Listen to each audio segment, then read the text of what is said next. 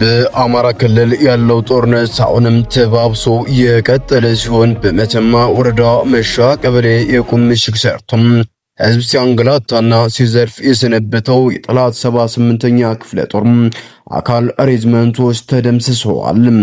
በዚህም ድምሰሳ አንድ ዲሽቃና ሁለት ብሬን ጨምሮ 83 ክላሽም ተማርኳል።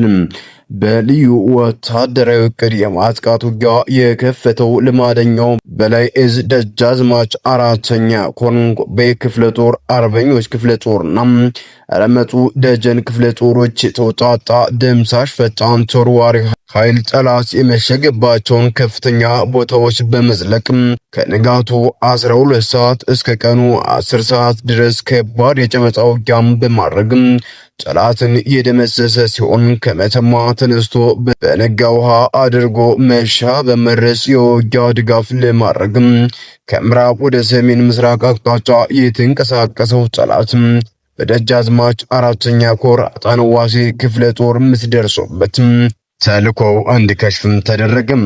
ከምዕራብ አርማጮ አብራጅራ በመነሳት መሻ ደርሶ ከድምሰሳ ሊታደግ የተንቀሳቀሰው የአብይ ፋሽስታዊ ሰራዊትም ቀድሞ ስምሪት በተሰጣቸው በደጃዝማች አራተኛ ኮር ሰራይ ክፍለ ጦርና ተከዜ ክፍለ ጦሮቻችን መተላለፊያ መንገዱን በሳት መታጠሩን በማረጋገጥም መሻ ለተከበበው ጠላት ሊደርስለት አልቻለም። ሁሉም መንገዶች የገሞራ ባህርም ተደርገውበታል። በቀበሮ ጉድጓድ ተወሽቆ የሰው ኃይሉንና የመሳሪያ ክምችቱን ተጠቅሞ እጅግ ከፍተኛ ቋሚ መከላከል ሲሞክር ቢውልም ልማደኞቹ በክላሽና በስናይፐር ግንባሩን እየነደሉ በጨበጣ በቦምብ እያቃጠሉ በሳንጃ እየተረተሩ ተማመነበትን ምሽግ በመስበር በወርቅ ቀለም የሚከተብ እጅግ አኩሪ የጀብድ ታሪክም ፈጽመዋል። የጠላት 78ኛ ክፍለ ጦር ሁለት ሻለቃ ጦር ሙሉ በሙሉም መደምሰሱም ተሰምቷል። በዚህም የሰው ኃይል 253 የተደመሰሰ ጠላት ሲኖርም 58 የቆሰለም 55 እጅ የሰጠም ወይም የተማረከም 83 የተማረከ ክላሽም 2 የተማረከ ብሬን 1 ዲሽቃና 15000 ልዩ ልዩ ተተኳሽ ጥይቶችም ተማርከዋል። በማጥራትና ማብቃት ተሞርዶም የተሰናዳው ደጃዝማች አራተኛ ኮር በመተማ አርማጮ የነበረውን ጠላትም እያፈረሰውም ይገኛል። በተመሳሳይ መረጃም ኢያሱ ኮር 23ኛ ክፍለ ጦር አምባሰል ዙሪያ ተጋሉ በማድረግም ድልም አደረገች። ሚኒሊክ ዕዝ ልጅ ኢያሱ ኮር 23ኛ ክፍለ ጦር በትናንትናው ዕለት አምባሰል አባላት ተራራ ላይ ሰፍሮ ያለውን የጠላት ኃይል ድባቅ በመምታት ድልም አደረገች።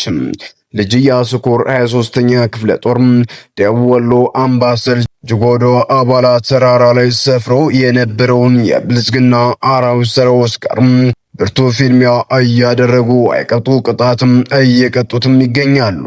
አሁንም አድማሱን በማስፋት ውጊያው እንደቀጠለ ሲሆን አባላት ተራራና ጊሽን ማርያም ገዳም መሽጎ የነበረው የአገዛዝ ሰራዊትም ወደ ተለያየንና ዚሃ ጥቁር አስፋልት ወርዶ እየተንቀሳቀሰ በነበረበት ጊዜም 23ኛ ክፍለ ጦር መብረቃዊ ጥቃት በመክፈት ድባቅም እየመታችሁ ትገኛለች። አናብስቶቹ 23ኛ ክፍለ ጦሮችን ከደሴ ደላንታ የሚወስደውን ጥቁር አስፋልት በመዝጋትም ውጊያ እያደረገች ሲሆን አሁንም እስከ ተሪ ያለውን ቀጠና በመሸፈን ዙፋን ጠባቂ ሰራዊቱን መውጫ መግቢያ በማሳጣትና ኃይል እንዳይጨምረው በማድረግ ቁጥሩ በውል ያልታወቀ ሞትና ቁስለኛም በማድረግ ድልም ተጎናጽፈዋል። በተመሳሳይ መረጃም ወደ ወሎ ቀጠና ስናምራም የደጋው መብረቅ አህዶች በጽምረት ባደረጉት ተጋድሎ አንድ ሙሉ ወራል ሲደመሰስም በርካታ የብልጽግና ሰራዊት ሙትና ቁስለኛ በማድረግም ታላቅ ድልም ተቀዳጁም። ይህ አማራ ፋኖ ብሔራዊ ኃይል ምስራቅ አማራ ቀጠና ሚኒሊክ ዕዝ የደጋው መብረቅ ኮር አንሻ ክፍለ ጦርና ቀኛዝማች ተበጀ ወርቁ ክፍለ ጦር ከትናንትናው የጋሸና ግሩም ኦፕሬሽን የቀጠለ ድልም በጠላት ላይ ተቀዳጅተዋል። ከጠዋቱ 2 ሰዓት ተኩል ጀምሮ እስከ አመሻሽ 11 ሰዓት አስጨራሽ ፍልሚያ የተደረገ ሲሆን ሁለቱ ክፍለ ጦሮች በጠላት ሰራዊት ላይ በወሰዱት መራር እርምጃ አንድ ወራል ሙሉ በሙሉ ሲወድም በሰባት ፓትሮል ሞትና ቁስለኛ የብልጽግና ሰራዊት ሲያመላልስም ውሏል። በመቄት ወረዳና በዋርላ ወረዳ እስከ ጋሸና ከተማ እንደ ወጣት ንስር የሚምዘገዘጉት ሁለቱ ክፍለ ጦሮችም ሰንሰለታዊ ትስስርን በመዘርጋት ወደ አርቢት ወቄጣና ዋርላ ኮን ወረዳዎች ብአዴን ሎሌ አመራሮችን ለማሳለፍ በዙ 23 ታጅቦ የተንቀሳቀሰውን የጠላት ሰራዊት ከበባ በማድረግ በርካታ ኃይል በመደምሰስና በማቁሰል ታላቅ ጀብድም ፈጽመዋል። ከሽመልስ አብዲሳ ጉራና ተከፍቶ የተለቀቀው ስጋት ቀለቡ የግለሰቦች ተከፋይ ሰራዊት ለተከታታይ ቀናት በተወሰደባቸው እርምጃም ከስጋት ቀለብነት ወደ አሞራ ቀለብነት የመሸኘቱ ዘመቻ በኮሩም ተጠናክሮም ቀጥሏል። ስለሆነም ብርቱ የፋኖችን ክንድ መቋቋም የተሳነው የብልጽግና ሰራዊት ወደ የመጣበት ፈርጥጦ ሲሸሽም ሁለት ጋሸና ነዋሪ ንጹሃኖችን ጭምር በአሰቃቂ ሁኔታ ረሽኗል። የአማራን ህዝብ እንደ ህዝብ ሊያጠፋው የመጣው የአብይ ሰራዊት ይህንን ተግባሩን በጋሸና አደባባይ ላይ በጠራራ ፀሐይም ንጹሃን አማራዎችን በመረሸን ዛሬም ፋሽስትነቱን አስመስክረዋል። በተመሳሳይ መረጃም ወደ ጎጃም ቀጠና ስናመራም የአረመኔው ሰራዊት አባላት ፋኖን በቡድን መቀላቀላቸውን ቀጥለዋል። የአረመኔው ስርዓት የሚነዛው ተራ ፕሮፓጋንዳ ኃይሉን ከመበተን አልታደገውም። በሰውት ምኞት 4 ክላሾች ጋር የሰላም ስምምነት አድርጋለሁ ብሎ ፕሮፓጋንዳ የሚነዛው የአረመኔው ውሸት ከሞት የማያድናቸው መሆኑን የተገነዘቡ አባላቱ ቀን በቀን እየከዱ ትግሉንም እየተቀላቀሉ ሲሆን ቻሌ ቢዛው እነሆ ላቀ የአድማ ብቸና አባልና ማስረሻ ሰው አገኝ ይበልጣል ወርቄ የሚባሉም የአረመኔው ሰራዊት የ32ኛ ክፍለ ጦር አባላት ከደብረ ኤልያስ ከተማ በመውጣት 206ኛ ኮር 14ኛ ክፍለ ጦር ቀስተ ደመና ሻለቃን ሲቀላቀሉ አበበ ይበልጣል የተባለ የአድማ ብቸና አባል ከደብረ ማርቆስ ከተማ በመውጣት ጅበላ ሙተራ ሻለቃን መቀላቀሉም ታውቋል። በተመሳሳይ የመከላከያ ኦፕሬተሩም በአማራ ፋኖ ብሔራዊ ምዕራብ አማራ ቀጠና ቴዎድሮስ 102ኛ ኮር 33ኛ ክፍለ ጦርን መቀላቀሉም ታውቋል።